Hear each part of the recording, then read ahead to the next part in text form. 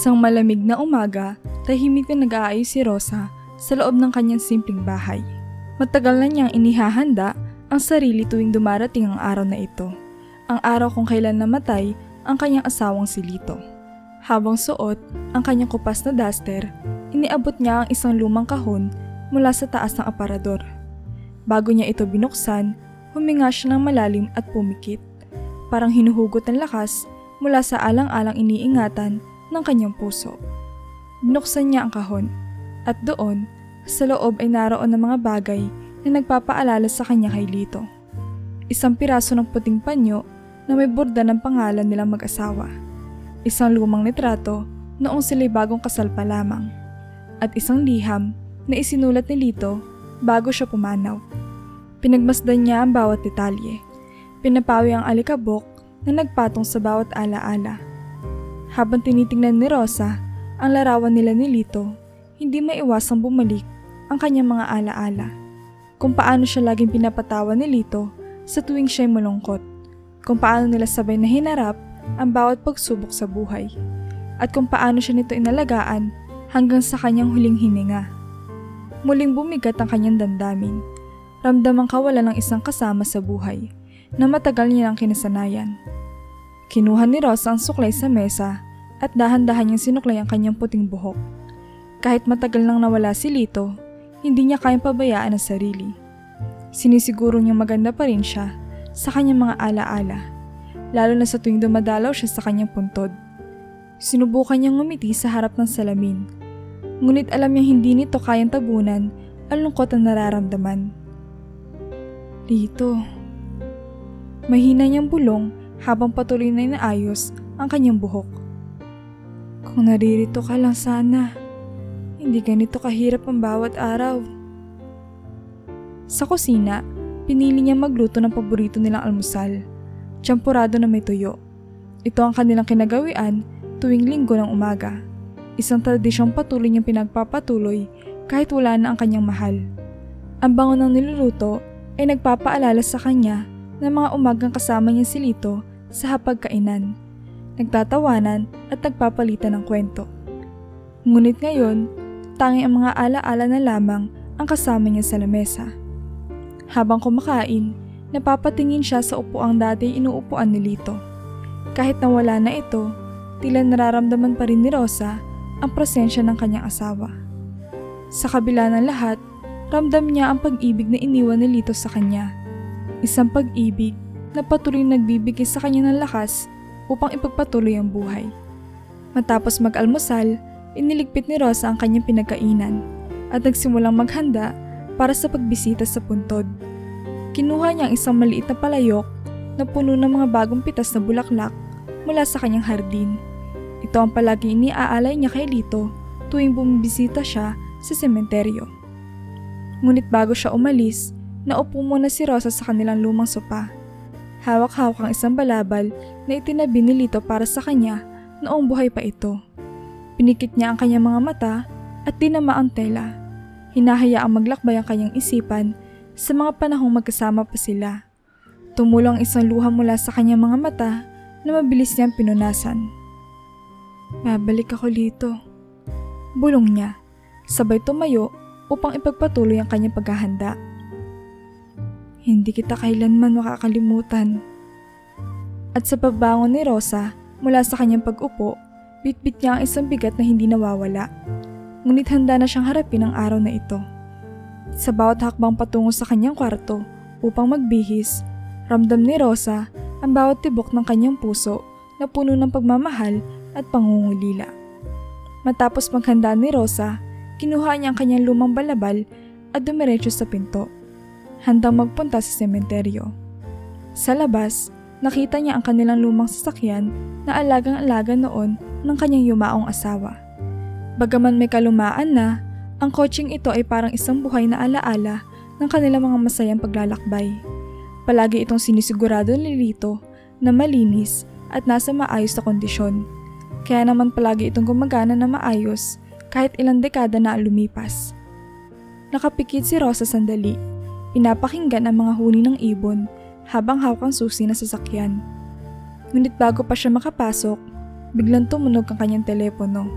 Kaagad niyang kinuha ito mula sa kanyang bulsa at tumingin sa screen. Tumatawag ang kanyang anak na si Martin. "Hello anak," sagot ni Rosa. Malumanay ang tinig, ngunit may bakas ng lungkot.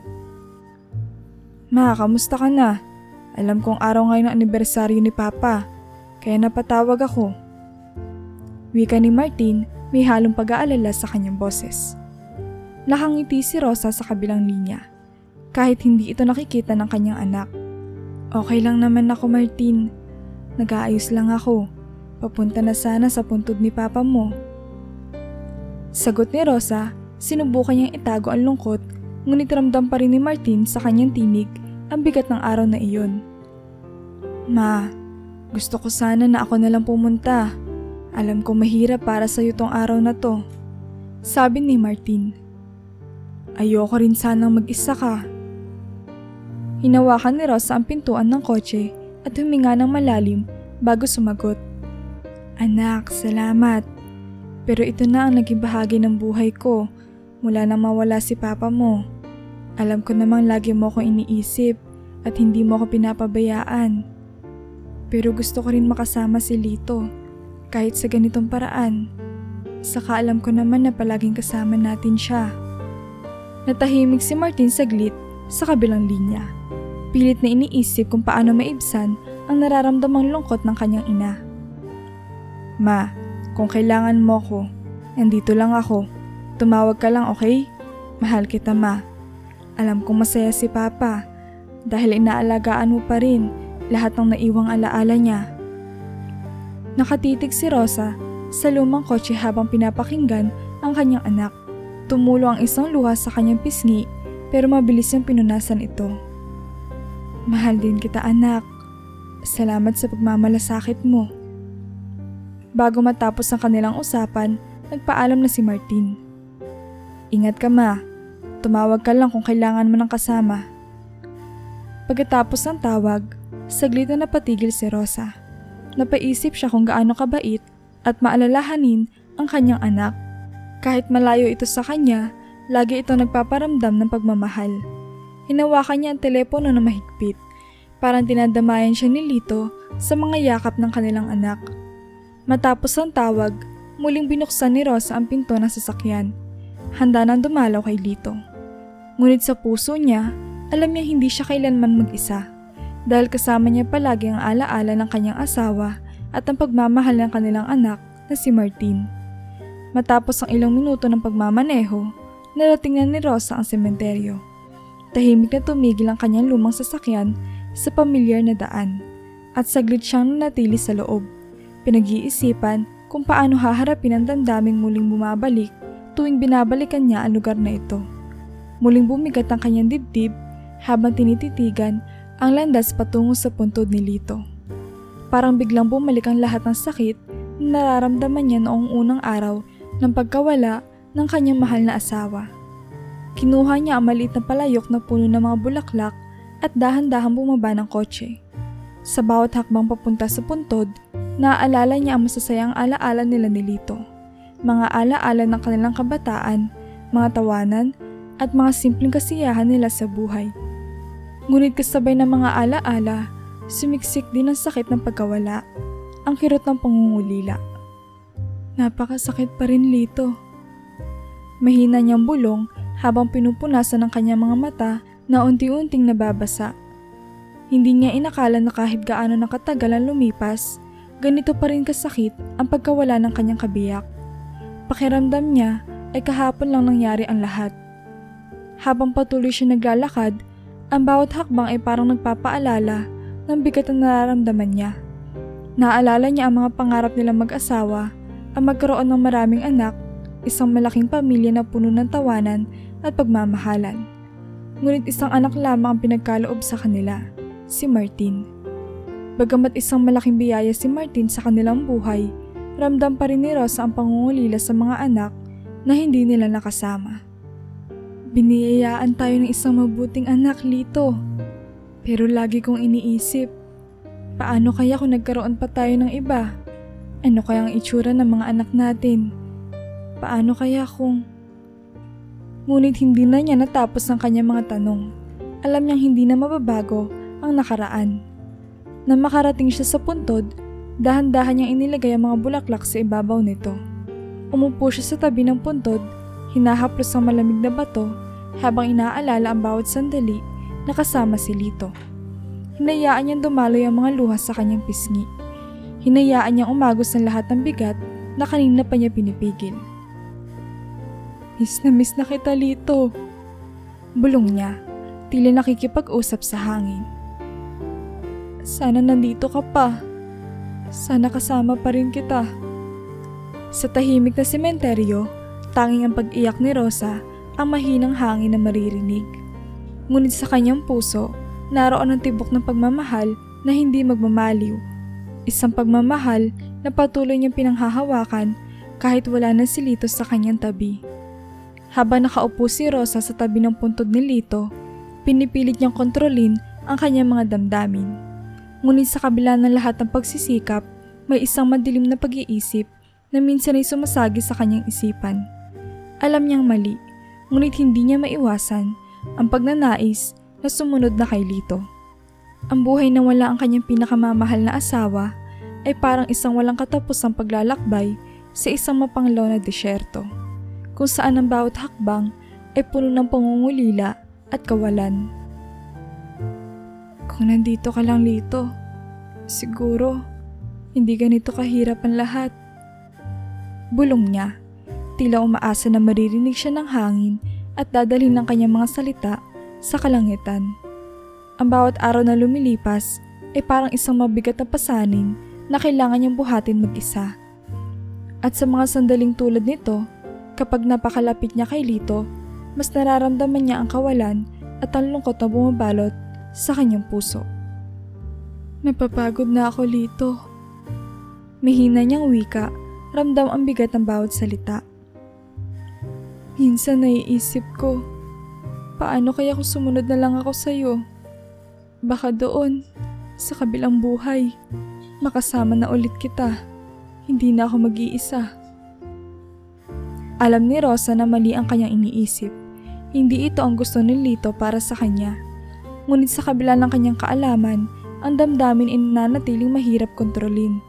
Ang pagnanais na muling makapiling si Lito ay parang isang bulong sa kanyang isip, na kahit anong pilit niyang itaboy ay patuloy na bumabalik. Napaluha siya muli. Pero sa pagkakataong ito, hindi lamang dahil sa pangungulila, kundi dahil sa konsensya na nararamdaman niya. Mahal na mahal niya si Lito at alam niyang kung buhay pa ito, hindi nito gugustuhin na makaramdam siya ng ganitong klaseng kalungkutan. Ngunit ang pagkawala ng kanyang pinakamamahal na asawa ay nag-iwan ng isang malaking puwang sa kanyang puso. Isang puwang na kahit na si Martin o anumang bagay sa mundo ay hindi kayang punan. Minsan, gusto ko na ring matapos ang lahat ng ito. Pag-amin ni Rosa sa kanyang sarili. Ngunit agad niyang pinilit na burahin ang pag-iisip na iyon. Pero alam ko na hindi tama. Kailangan ko maging matatag para sa'yo at para kay Martin. Tumayo si Rosa mula sa pagkakaupo. Nilinis ang kanyang mga luha at muling tumingin sa puntod ni Lito. Alam ko na ayaw mo mag-isip ako ng ganito, Lito. Kaya magpapatuloy ako. Pero sana, bigyan mo ko ng lakas na harapin ang bawat araw na wala ka. Sa kabila ng bigat na nararamdaman, pinilit ni Rosa na lumakad pabalik sa kanyang sasakyan. Alam niyang hindi madali, ngunit kailangan niyang ipagpatuloy ang buhay. Kahit pa isang hakbang lang ang kaya niyang gawin sa bawat araw. Hindi nagtagal si Rosa sa sementeryo. Napakabigat para sa kanya ang manatili doon ng matagal. Sapagkat mas lalong nararamdaman niya ang sakit ng pagkawala ni Lito. Sa kanyang isipan, patuloy na umiikli ang katotohanan na ang kanyang pinakamamahal na asawa ay nasa ilalim na ng lupa. At kahit anong gawin niya, hindi na iyon magbabago. Matapos iwan ang bulaklak sa puntod, bumalik na agad siya sa kanyang lumang sasakyan. Pag-upo pa lamang niya, ramdam na ni Rosa ang pagnanais na makaalis na agad doon. Habang iniikot niya ang susi at umandar ang makina, Agad niyang pinaharurot ang sasakyan, palayo sa sementeryo. Habang nagmamaneho, nakatanaw siya sa mga pamilyar na tanawin. Sa bawat kanto, bawat punong naglalambay ng lilim, at bawat daang tinatahak niya, muling bumabalik ang mga alaala. Ang mga memorya ng masayang panahon kasama si Lito. 5 taon na ang lumipas mula nang pumanaw si Lito. Ngunit ang sakit ng kanyang pagkawala ay parang sariwa pa rin sa puso ni Rosa. Nang dumaan siya sa isang maliit na parke, naalala niya kung paano sila madalas maglakad doon ni Lito tuwing hapon. Hawak kamay habang pinapanood ang paglubog ng araw. Natatandaan niya ang malalambing na usapan at ang mga pangakong binitawan nila sa isa't isa na tila walang katapusan ang kanilang oras. Pagliko niya sa isang kalsadong puno ng mga matataas na puno, biglang pumasok sa isip ni Rosa ang kanilang unang date ni Lito. Dito sila unang naglakad-lakad, walang patutunguhan, basta't magkasama. Bawat puno ay parang testigo sa kanilang mga tawanan at masayang kwentuhan. Napaluha si Rosa habang tinatahak ang daang iyon, pero hindi na siya huminto. Alam niyang hindi na mababawi ang mga oras na iyon, ngunit hindi rin niya kayang kalimutan ang bawat detalye ng kanilang pinagsamahan. Habang papalapit siya sa kanilang dating tahanan, ang bahay na puno ng mga alaala ni Lito, naramdaman ni Rosa ang pagbigat muli ng kanyang dibdib. Bawat pagdaan sa lugar kung saan nila pinagsaluhan ng buhay ay parang isang sugat na muling bumubukas. Kahit 5 taon na ang lumipas, naroon pa rin ang sakit. Kahit anong pilit ni Rosa na tanggapin ang pagkawala ni Lito, hindi pa rin maghilom ang sugat na iniwan ng kanyang pagpanaw. Ngunit sa kabila na lahat, alam ni Rosa na kailangan niya magpatuloy. Para kay Martin, para sa mga alaala ni Lito, at para sa sarili niyang kapakanan. Habang patuloy na nagmamaneho pabalik sa kanilang bahay, muling naalala ni Rosa ang sinabi niya sa sarili kanina. Kailangan ko maging matatag para sa'yo, Lito, at para kay Martin. At kahit mahirap, alam niyang ito lang ang tanging paraan upang magpatuloy. Habang patuloy na nagmamaneho si Rosa, halos narating na niya ang kanilang tahanan. Ngunit bago pa man siya makauwi, may biglang naagaw sa kanyang atensyon. Isang batang lalaki na nakatayo sa gilid ng daan. Tila naliligaw ang bata. Paikot-ikot na parang hindi alam kung saan ito pupunta. Ang kanyang itsura ay litong-lito at halatang natatakot. Agad na kumabog ang dibdib ni Rosa. Naalala niya ang kanyang mga karanasan bilang isang ina at hindi niya kayang iwanan ng bata sa ganoong kalagayan. Kaagad niyang pinara ang sasakyan sa tabi ng bata at binuksan ang bintana. Iho, ayos ka lang ba? Saan ka ba pupunta? Tanong ni Rosa, may halong malasakit sa kanyang tinig. Napatigil ang bata at tumingin kay Rosa. Kitang-kita sa kanyang mga mata ang takot at pag-aalinlangan. Hindi ko po alam kung nasan ako. Hindi ko po alam kung paano makauwi. Mahina at nanginginig na sagot ng bata. Napaluha si Rosa sa narinig. Alam niya ang pakiramdam ng pagiging nawawala. Hindi sa lugar, kundi sa buhay mismo.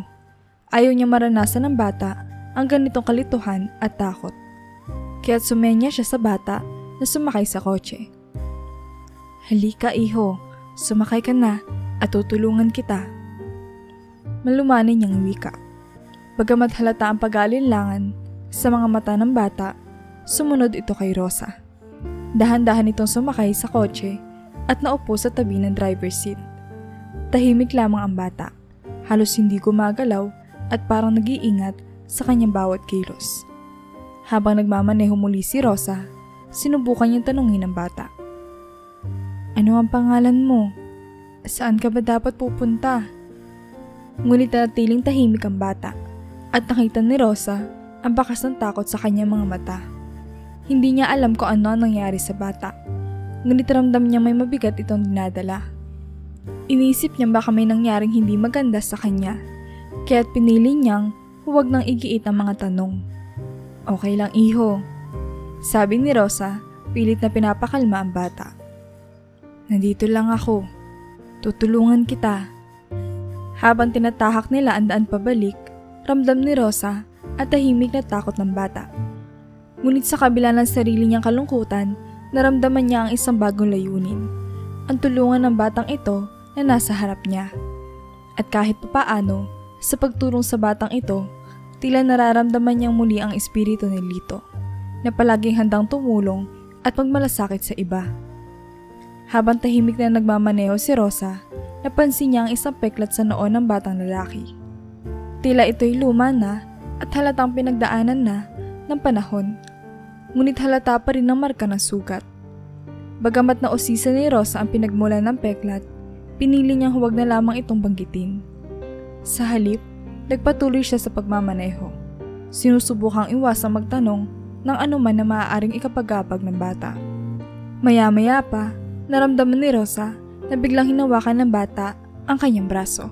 Tila pinipigilan siya magpatuloy sa pagmamaneho.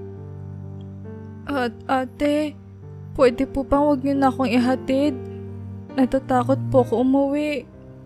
Sabi ng bata, kitang-kita sa kanyang mga mata ang takot at pag-aalinlangan. Nabigla si Rosa sa kanyang narinig. Bakit? Anong nangyayari? Bakit ka ba natatakot? Tanong niya. Pilit na inaalam ang dahilan ng pangamba ng bata. Delikado po ang buhay ko. Pero kung hindi po ako uuwi, kawawa naman po si Mama. Sagot ng bata. Nanginginig ang boses. Hindi maintindihan ni Rosa ang sinasabi ng bata. Ano ang ibig niya sabihin? Bakit delikado ang buhay niya? At bakit parang napakalaking pasanin ang nararamdaman ng batang ito sa murang edad? Hindi mapakali si Rosa. Hindi niya alam kung ano ang dapat niyang gawin. Anong ibig mo sabihin, anak? Sino ang nagbabanta sa'yo? Bakit delikado ang buhay mo? Tanong ni Rosa. Pilit inaalam ang sitwasyon. Ngunit sa halip na sumagot, lalo pang yumuko ang bata. Parang natatakot na magsalita pa. Ramdam ni Rosa ang bigat ng sitwasyon. Ngunit wala siyang malinaw na impormasyon kung ano ang dapat niyang gawin. Tinitingnan niya ang daan sa harap at ang batang naguguluhan sa tabi niya. Alam niyang kailangan niyang gumawa ng desisyon. Ngunit hindi niya alam kung ano ang tamang hakbang. Habang patuloy sila naglalakbay, ramdam ni Rosa ang takot na bumabalot sa loob ng sasakyan.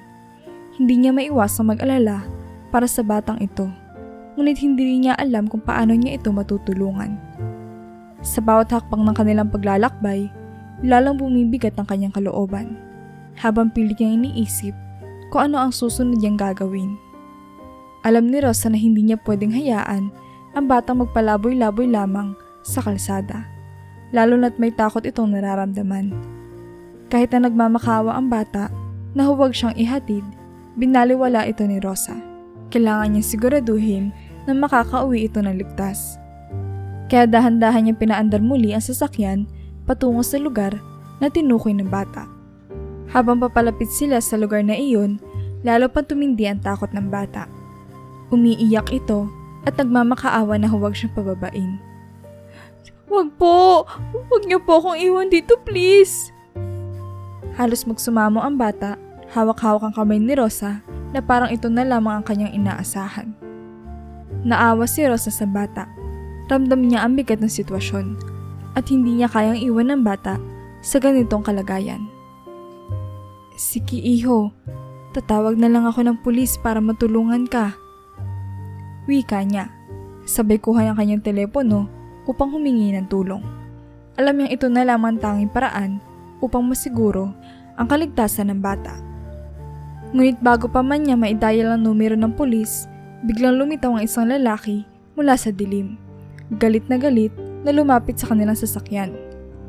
Emmanuel! Sigaw ng lalaki na siya ring pangalan ng bata. Agad niyang binuksan ang pinto ng sasakyan at kinuha ang bata mula kay Rosa. Naku sir, sandali lang po. Sino po ba kayo? Nagulat na tanong ni Rosa habang sinusubukang pigilan ang lalaki.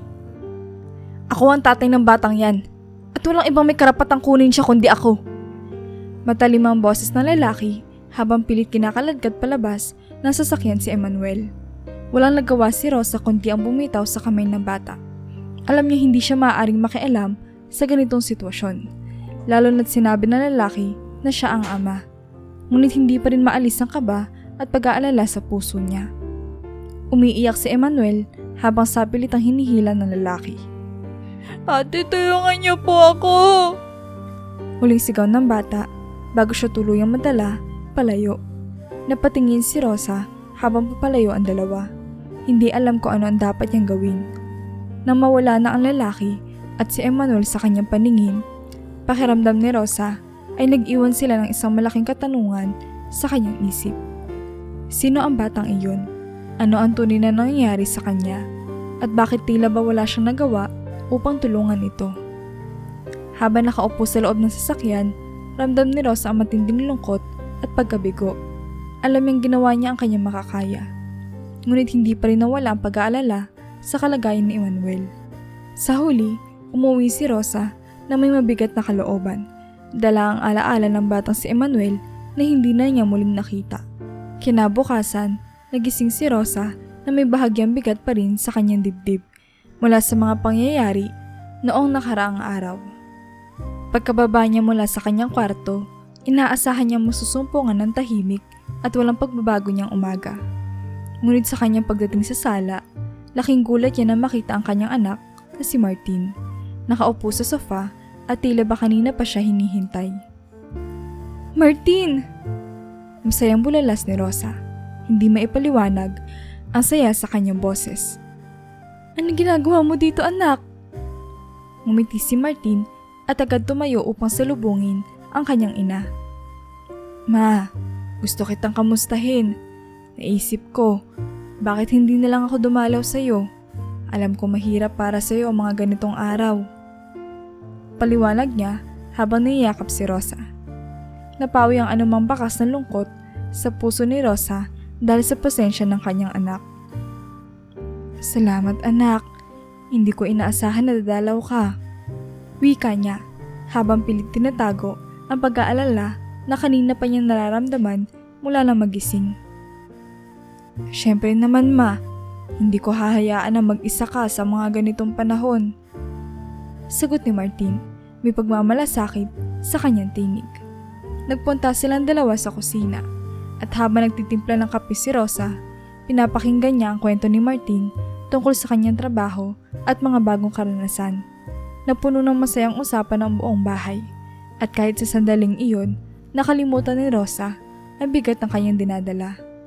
Pagbalik nila sa sala, umupo silang muli sa sofa at binuksan ni Martin ang radyo.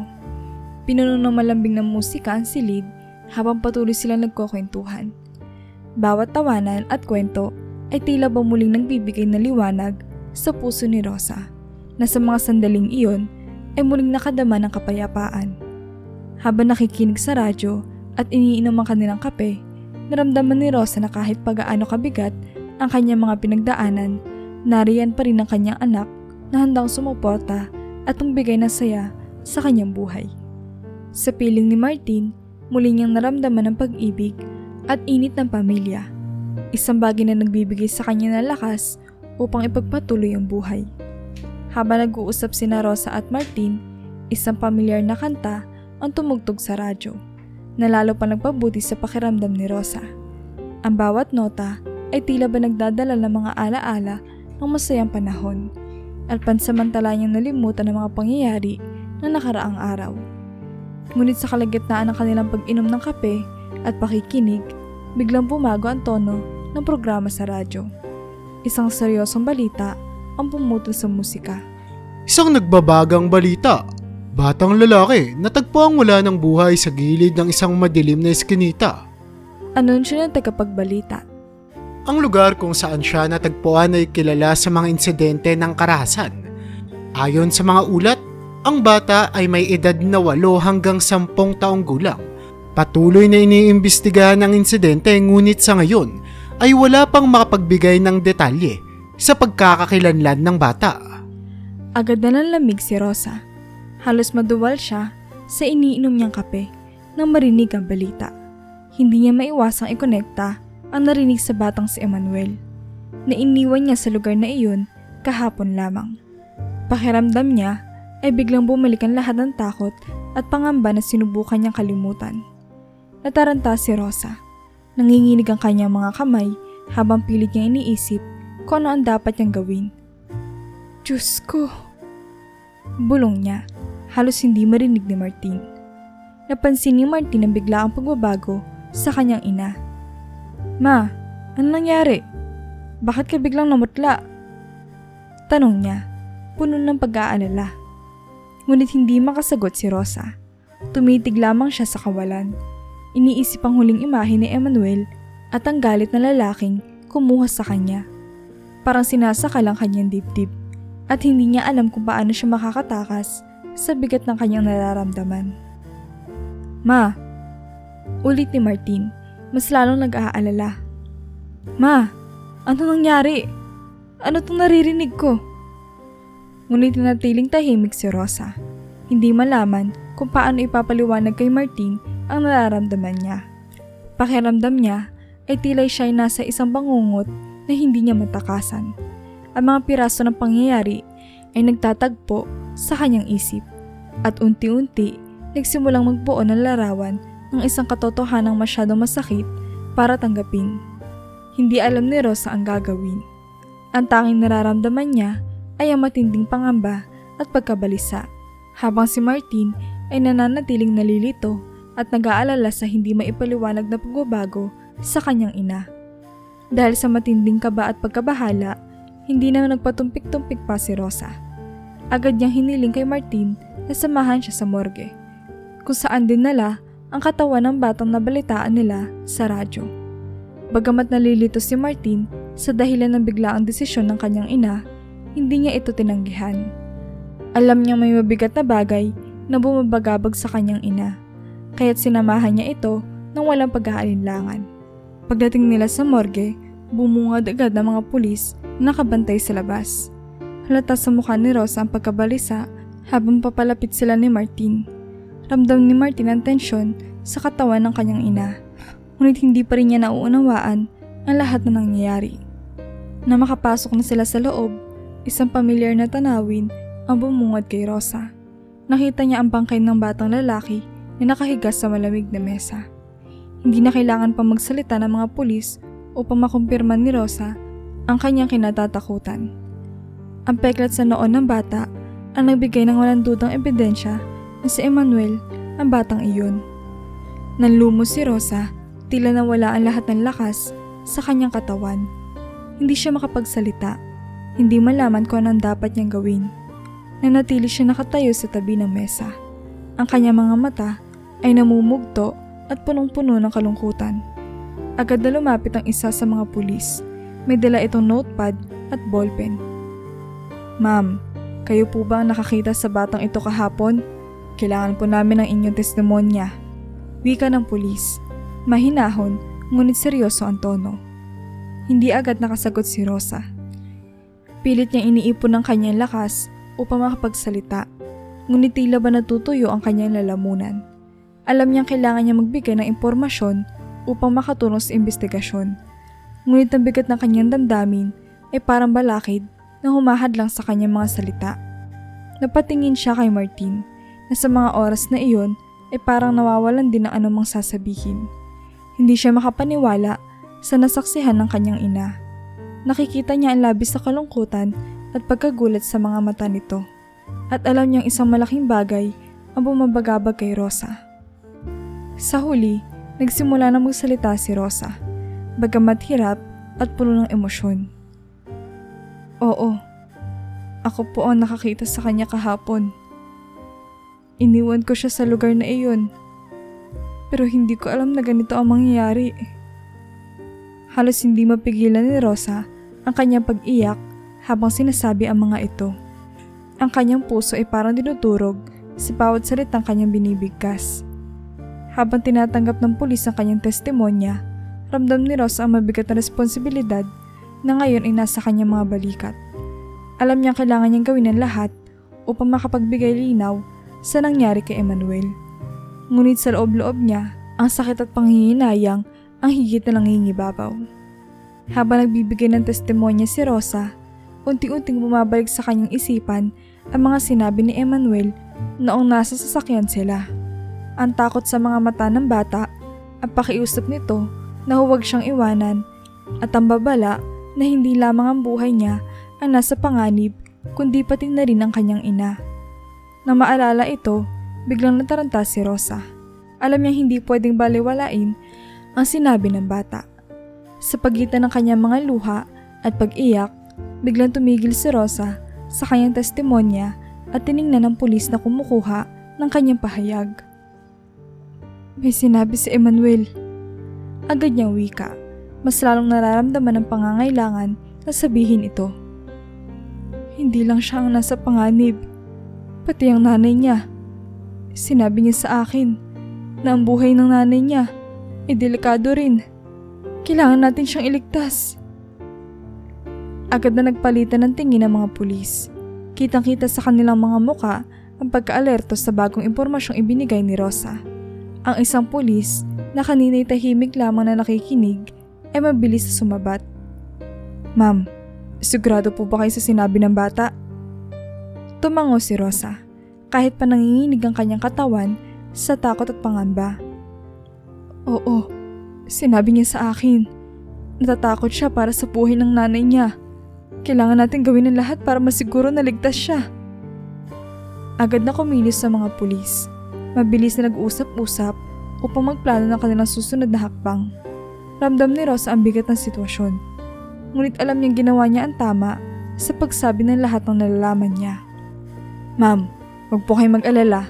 Gagawin namin ang lahat upang matulungan ang ina ng batang ito. Sinabi ng isa sa mga pulis bago sila nagmadaling umalis upang umaksyon. Naiwan si Rosa sa morgue, kasama si Martin, na tahimik na nakaalalay sa kanyang ina.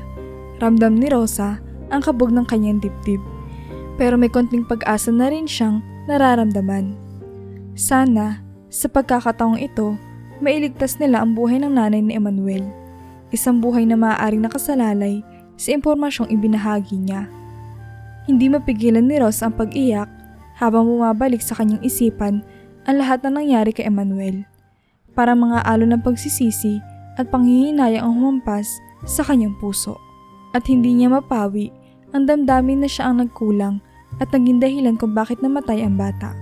Kung sana ay mas pinakinggan niya ang mga sinabi ni Emmanuel, baka naiwasan pa ang trahedyang ito. Kasalanan ko. Ako ang may kasalanan. Paulit-ulit niyang binubulong habang hawak-hawak ang kamay ni Martin. Kung hindi ko siya iniwan doon, buhay pa sana siya ngayon. Hindi magawang paghinawain ni Martin ang kanyang ina mula sa matinding kalungkutan na bumabalot sa kanya. Kitang-kita niya kung gaano kalalim ang sugat sa puso ni Rosa. Ngunit sa kabila ng lahat, patuloy siya nagbigay ng pagmamalasakit at suporta sa ina. Hindi niya ito iniwan ni isang saglit. Hindi mo kasalanan, ma. Huwag mo sisihin ang sarili mo. Malumanay na sabi ni Martin habang yakap-yakap si Rosa. Ginawa mo ang lahat ng makakaya mo, ma. Wala kang kasalanan sa nangyari. Pero hindi mapakali si Rosa. Patuloy ang kanyang pagluha at hindi niya maiwasang ipanalangin na sana ay magawa pang iligtas ang nanay ni Emmanuel. Pero sa mga sandaling iyon, pakiramdam niya ay napakalayo na ng mga bagay na kaya niyang kontrolin. Hindi ko siya matulungan, Martin. Patawarin mo ko, Emmanuel. Patuloy na pag-iyak ni Rosa habang ramdam ni Martin ang bawat hikbi ng kanyang ina. Habang patuloy siyang inaalon ni Martin, unti-unting pinapaalalahanan ni Martin ang ina ng lahat ng magagandang bagay na ginawa niya at kung paano siya naging isang mabuting tao na laging handang tumulong.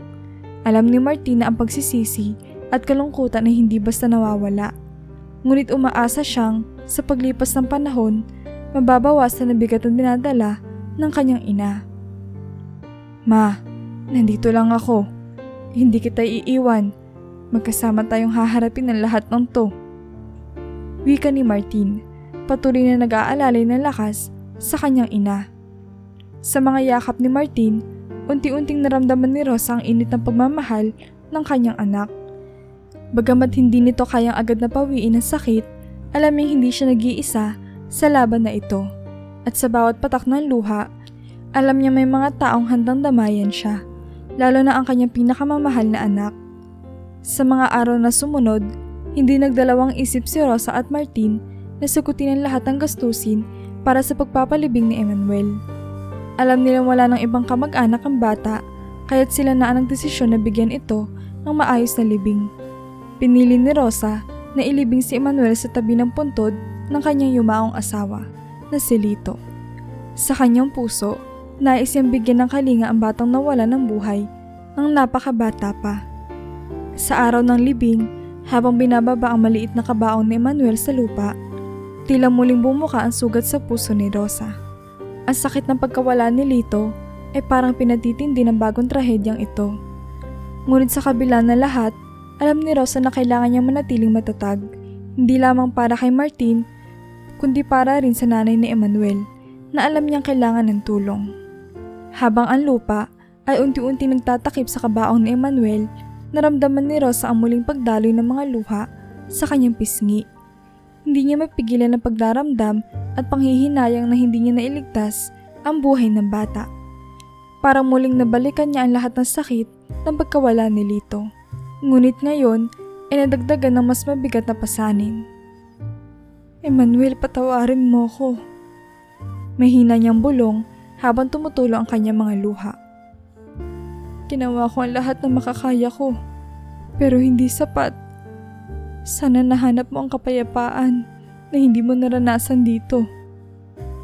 Pagkatapos ng libing, nanatiling nakatayo si Rosa sa harap ng dalawang puntod. Parang pinag-uugnay ng tadhana ang kanilang mga buhay sa huling sandali.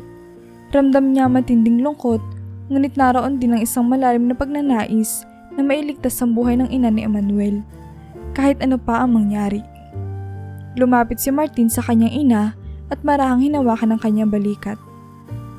Ma, alam kong napakahirap nito para sa iyo, pero hindi ka nag-iisa. Kailangan natin gawin ang lahat para masiguradong ligtas ang ina ni Emmanuel. Sabi ni Martin, puno ng determinasyon. Tumango si Rosa. Alam niyang tama ang sinabi ni Martin. Kahit pagaano kabigat ang kanyang nararamdaman, alam niyang may natitira pang dapat na gawin. Hindi pa tapos ang laban, at sa kabila ng lahat ng trahedya, alam niya may pagkakataon pa para makatulong at magsalba ng buhay. Oo, Martin. Kailangan natin siyang iligtas. Gagawin natin ang lahat na makakaya natin. Sagot ni Rosa, puno ng determinasyon kahit pa ang kanyang puso ay sugatan at pagod na. At sa ilalim ng kalangitan, sa harap ng dalawang puntod, pinangako ni Rosa sa sarili na hindi na siya muling magpapabaya. Gagawin niya ang lahat ng kanyang makakaya upang hindi na maulit ang trahedyang ito. Dahil sa tulong at testimonya ni Rosa, nagawa ng mga pulis na matunto ng kinaroroonan ng ama ni Emmanuel, ang lalaking huling nakitang kasama ng bata bago ito natagpo ang patay. Hindi nag-aksaya ng oras sa mga pulis at agad na nagplano ng operasyon upang hulihin ang sospek at iligtas ang ina ni Emmanuel, na ayon sa impormasyon ni Rosa ay nasa panganib din. Nang makarating sila sa isang lumang bahay sa gilid ng bayan, tahimik na sinuri ng mga pulis ang paligid. Kitang-kita sa mga mukha nila ang determinasyon na tapusin ang trahedyang ito. Agad silang kumilos, pinalilibutan ng bahay at handang pumasok anumang oras. Sa loob ng bahay, nagulat ang mga pulis sa kanilang natuklasan. Ang ina ni Emmanuel ay nakagapos sa isang upuan, halatang pagod at sugatan. Ngunit sa kabila ng hirap ng kanyang dinanas, makikita sa kanyang mga mata ang pag-asa na makita ang mga pulis na papasok sa bahay. Samantala, ang ama ni Emmanuel ay natutulog na mahimbing sa isang sulok ng silid. Halatang walang kamalay-malay sa paparating na kapahamakan. Agad na kumilos sa mga pulis, dalawang opisyal ang lumapit sa ina ni Emmanuel upang siya'y kalagan, habang ang iba naman ay lumapit sa natutulog na lalaki upang siya ay arestuhin. Nagising ang ama ni Emmanuel sa kaluskos ng mga pulis, ngunit huli na ang lahat. Agad siyang dinakma at pinusasan ng mga pulis bago pa man siya makagalaw. Nagulat ito, hindi makapaniwala sa bilis ng pangyayari, ngunit wala na siyang magawa. Agad siyang dinala ng mga pulis sa kanilang sasakyan, habang patuloy niya sinusubukang makawala, ngunit walang silbi ang kanyang mga pagsusumikap. Samantala, habang kinakalaga ng mga pulis, ang ina ni Emmanuel, hindi na napigilan ng babae ang kanyang pag-iyak. Salamat! Salamat sa inyong lahat! Mihina niyang bulong habang unti-unting bumabalik ang lakas sa kanyang katawan. Matapos masiguro ng mga pulis ang kaligtasan ng ina ni Emmanuel, dinala siya sa ospital upang magamot at magpahinga. Samantala, ang ama ni Emmanuel ay agad na dinala sa presinto upang sumailalim sa imbestigasyon. Habang nagaganap ang lahat ng ito, tahimik na nagpapasalamat si Rosa. Alam niya hindi mababawi ang buhay ni Emmanuel. Ngunit ang pagliligtas sa kanyang ina ay isang hakbang na nagpapagaan kahit kaunti sa bigat ng kanyang nararamdaman. Alam niyang ginawa niya ang lahat ng kanyang makakaya. At sa kabila ng lahat ng trahedya, may naisabla siyang buhay. Ilang araw matapos iligtas ng mga pulis si Jessa, ang ina ni Emmanuel, sa kamay ng kanyang asawa, nagdesisyon si Rosa na dalawin siya sa ospital. Alam niyang may mabigat siyang responsibilidad, ang ipaalam kay Jessa ang malungkot na balita tungkol sa kanyang anak. Pagdating ni Rosa sa ospital, agad siyang pinapasok sa silid ni Jessa. Nakahiga ito sa kama, mahina at puno ng mga sugat. Ngunit nagpapakita ng unti-unting paggaling. Hindi alam ni Jessa ang bigat ng balitang dala ni Rosa. Kaya't sinikap ni Rosa na maging maingat sa bawat salitang bibitawan. Jessa, kamusta ka na? Tanong ni Rosa. Pilit nang umingiti upang mapagaan ang loob ng babae. Ngumiti rin si Jessa. Bagamat bakas sa kanyang muka ang hirap at pagod.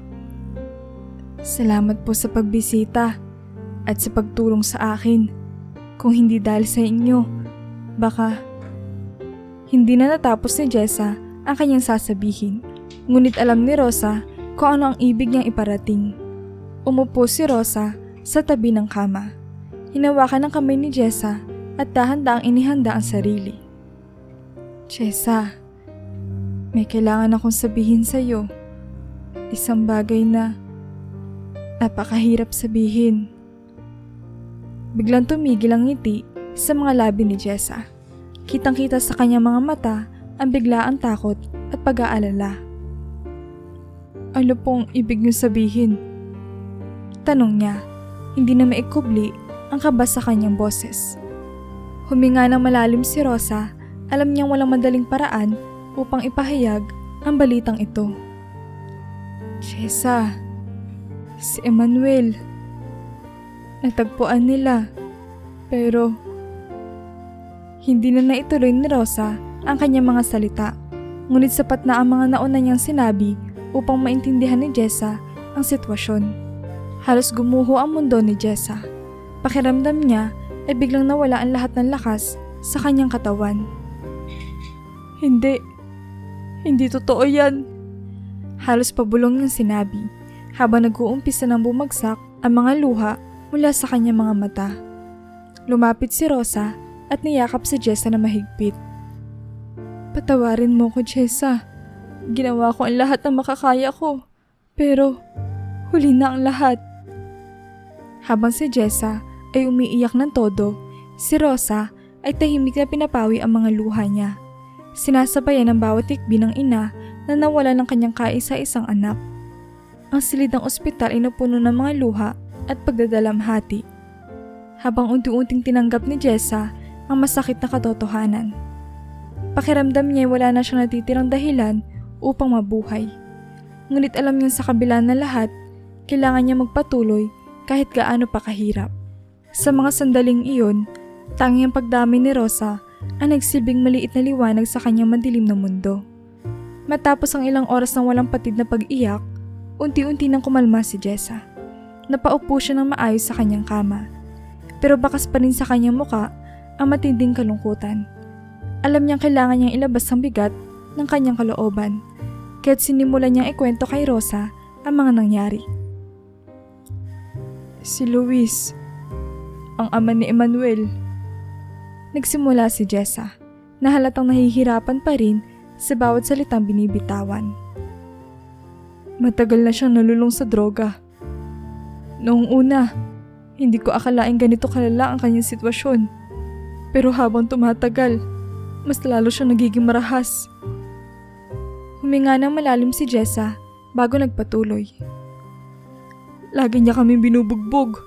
Ako at si Emmanuel. Hindi ko alam kung paano ko mapoprotektahan ang sarili namin. Wala akong magawa. Kaya isang araw, nagdesisyon si Emmanuel na tumakas. Gusto niyang humingi ng tulong, kahit kanino. Pero noong nalaman ni Luis na tumakas ang anak namin, lalo siyang nagalit. Napapikit si Jessa habang inaalala ang mga huling sandali bago tuluyang nawala si Emmanuel. Sinundan ni Luis si Emmanuel. Nung tumakbo ang anak ko papunta sa gubat, nagtago siya doon dahil sa takot. Hindi siya lumabas ng matagal. Akala ni Luis, nakatakas na siya, kaya bumalik ito sa bahay. Pero si Emmanuel, lumabas siya sa kalsada para sana humingi ng tulong. Biglang naputol ang kwento ni Jessa. Tila bumabalik sa kanya ang mga alaala ng takot at trauma. Akala ko makakabalik siya. Akala ko buhay pa siya. Bumagsak muli ang kanyang mga luha habang tinatanggap ang katotohanan na wala na ang kanyang anak. Nakatitig lamang si Rosa kay Jessa. Ramdam ang bigat ng kwentong ito sa kanyang puso. Hindi niya inasahan na ganito kalalim ang pinagdaanan ni Emmanuel at ng kanyang ina. Jessa, wala kang kasalanan. Ginawa mo ang lahat ng makakaya mo. Malumanay niyang sabi habang hawak ang kamay ng babae. Ngunit alam ni Jessa na kahit anong paliwanag o pagkumbinsi ay hindi kayang burahin ang sakit ng pagkawala ng kanyang anak. Pero hindi ko siya nailigtas. Hindi ko siya naprotektahan. Umiiyak niyang sagot. Sa kabila ng matinding kalungkutan at pagsisisi, naroon si Rosa. Handang damayan si Jessa sa bawat hakbang ng kanyang pagbangon mula sa trahedyang ito. Alam niyang hindi magiging madali ang paghilom ng sugat. Ngunit sa bawat kwentong ibinabahagi ni Jessa, mas lalong lumalalim ang kanilang koneksyon bilang dalawang ina na parehong nakaranas ng matinding sakit. Matapos marinig ni Rosa ang kwento ni Jessa, hindi niya maiwasang makaramdam ng mas matinding malasakit para sa babae. Ramdam niya ang bigat ng sugat sa puso at katawan ni Jessa. At alam niyang kailangan nito ng tulong upang makabangon mula sa trahedya. Hinawakan ni Rosa ang kamay ni Jessa. Puno ng determinasyon ang kanyang boses habang nagsasalita. Jessa, pangako ko sa'yo, hindi kita iiwan. Mananatili akong nasa tabi mo hanggang sa maghilom ang lahat ng sugat sa iyong puso at katawan. Hindi kita pababayaan. Napatingin si Jessa kay Rosa. Hindi makapaniwala sa mga salitang naririnig niya. Muli siyang napaluha. Ngunit sa pagkakataong ito, ang mga luha ay hindi na lamang dahil sa kalungkutan, kundi dahil sa pasasalamat. Salamat po, Rosa. Hindi ko alam kung paano ko kakayanin ito kung wala kayo. Ngumiti si Rosa, puno ng pagmamahal at malasakit. Hindi mo kailangang harapin ng lahat ng ito na mag-isa. Narito kami ni Martin para tulungan ka. Sa mga araw na sumunod, si Martin ay nagpakita rin ng kanyang suporta. Alam niya ang kanyang ina ay labis na naapektuhan ng nangyari at nais niya makatulong sa kahit anong paraan. Kaya't nagdesisyon si Martin na alukin si Jessa ng trabaho sa kanyang kumpanya. Alam niya ang pagkakaroon ng bagong simula ay makakatulong kay Jessa upang muling makabangon. Nais kong tulungan ka, Jessa. Alam kong napakahirap ng pinagdaanan mo at gusto kong maging bahagi ng iyong pagbangon. Kung handa ka na, may trabaho ka naghihintay sa iyo sa kumpanya ko. Alok ni Martin habang magkasama silang nagkakape ni Rosa at Jessa. Lubos ang pasasalamat ni Jessa, hindi lamang dahil sa alok ng trabaho, kundi dahil sa pinapakitang pagmamalasakit ng mag-ina. Maraming salamat, Martin. Hindi ko alam kung paano ko kayo pasasalamatan. Malaking bagay ito para sa akin. Para sa pagsisimula ko muli.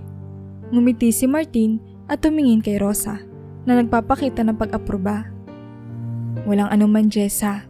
Nandito kami para sa'yo. Sa mga sandaling iyon, naramdaman ni Jessa na sa kabila ng lahat ng kanyang pinagdaanan, may mga taong handang tumulong at sumuporta sa kanya. Alam niyang hindi magiging madali ang kanyang pagbangon, ngunit sa tulong ni Rosa at Martin, nagkaroon siya ng bagong pag-asa na muling makahanap ng liwanag sa kabila ng dilim. Matapos ang lahat ng trahedyang kanilang pinagdaanan, nagdesisyon si Jessa na tumira sa bahay ni Aling Rosa. Wala namang ibang kasama si Rosa sa bahay at alam niyang sa ganitong paraan, mas madali nilang maibsan ang kanilang mga sugat sa puso. Ang bawat sulok ng bahay ay puno ng alaala ng pagkawala. Ngunit sa bawat araw na magkasama sila, unti-unting nagkakaroon ng bagong dahilan upang muling bumangon at magpatuloy sa buhay. Sa bawat umaga, magkasabay silang nag-aalmusal. Si Rosa, bagamat malalim ang kalungkutan, ay natuto ng muling umiti sa piling ni Jessa. Samantala si Jessa naman ay natuto ng harapin ang bagong umaga kahit pa may bara sa kanyang puso. Sa tuwing may isa sa kanila ang pinanghihinaan ng loob, nandyan ang isa upang magbigay ng lakas at magpayo. Alam mo Jessa, sabi ni Rosa isang umaga habang sila'y nagkakape sa maliit na mesa sa kusina. Hindi ko akalaing makakahanap ako ng kasama sa ganitong panahon, pero masaya ako nandito ka. Ngumiti si Jessa, bagamat may bakas pa rin ng lungkot sa kanyang mga mata. Salamat po Aling Rosa, kung hindi dahil sa inyo, hindi ko alam kung paano ako makakabangon.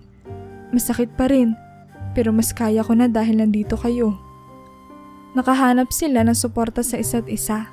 Dalawang pusong duguan dahil sa pagkawala, ngunit naghilom ng dahan-dahan dahil sa kanilang pagsasama. Ang kanilang mga gabi ay puno ng mga kwento at alaala. Mga alaalang minsan nagpabigat sa kanilang mga damdamin, ngunit ngayon ay nagiging mga alaala ng lakas at katatagan. Sa wakas, nagawa ni Jessa na dalawin ang puntod ng kanyang anak na si Emmanuel. Kasama si Aling Rosa, dahan-dahan siyang lumakad papunta sa lugar kung saan nakahimlay ang kanyang kaisa-isang anak. Nang makarating sila sa harap ng puntod, naramdaman ni Jessa ang muling pagbigat ng kanyang puso. Parang sariwa pa rin ang sugat na iniwan ng pagkawala ni Emmanuel at hindi niya alam kung kailan ito maghihilom. Tahimik siya naupo sa tabi ng puntod ni Emmanuel. Tinatanga ng isang maliit na palayok na puno ng mga sariwang bulaklak. Anak, nandito na ako. Bulong ni Jessa habang inilalagay ang mga bulaklak sa ibabaw ng lapida. Hindi ko alam kung kailan mawawala ang sakit na ito. Hindi ko alam kung kailan ko magagawang ngumiti muli nang walang halong kirot sa puso. Ramdam niya ang bigat ng bawat hininga. Ngunit alam niyang kailangan niya magsalita kahit pa alam niya hindi na maririnig ni Emmanuel ang kanyang mga boses. Pero ipinapangako ko sa iyo anak, na gagawin ko ang lahat para makabangon. Gagawin ko ang lahat para muling magkaroon ng pag-asa ang buhay ko. Napaluha si Jessa, ngunit pilit niyang pinipigilan ng pagbuhos ng kanyang mga luha. Alam kong mahirap, pero para sa iyo Emmanuel, pipilitin ko maging matatag. Sana gabayan mo ko anak, kasi hindi ko alam kung kaya ko ito ng mag-isa. Tahimik na tumayo si Aling Rosa sa tabi ni Jessa. Hindi nagsasalita, ngunit naroroon upang magbigay ng lakas. Ramdam ni Rosa ang bigat ng damdamin ni Jessa. At sa bawat araw na dumadaan, alam niyang kasama siya ni Jessa sa paghahanap ng bagong pag-asa. Matapos ang ilang sandali ng katahimikan, tumayo na si Jessa. Alam niya ang kanyang laban ay hindi pa tapos.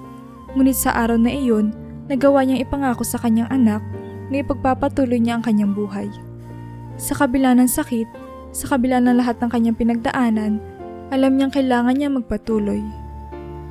Hanggang sa muli anak. Bulong ni Jessa bago sila umalis. At habang lumalakad silang magkasama, ni Aling Rosa palayo sa puntod, ramdam ni Jessa na may bahagyang pag-asa na muling sumisilang sa kanyang puso. Hindi pa tapos ang kanyang kwento. At sa bawat hakbang, alam niya may pagkakataon pa para muling makahanap ng liwanag sa dilim.